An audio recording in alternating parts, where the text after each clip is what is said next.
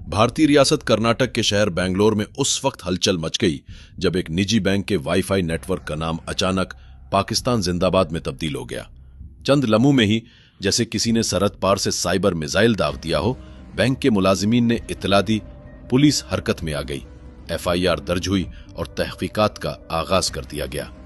यह महज एक वाईफाई नेटवर्क का नाम था, मगर दुनिया के सबसे बड़ी नाम नेहाद जमहूरी मुल्क ने उसे कौमी सलामती का मसला बना दिया।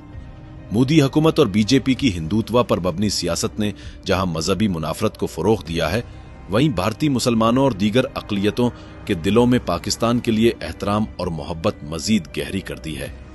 आज भारत के गली कूचों में कभी दबे लफ्जों में, कभी किसी सोशल मीडिया पोस्ट में और अब वाईफाई के सिग्नल्स में भी पाकिस्तान जिंदाबाद की सदाएं सुनाई दे रही हैं। ये वो सदा है जिसे ना कोई फायरवॉल रोक सकता है, ना कोई एफआईआर।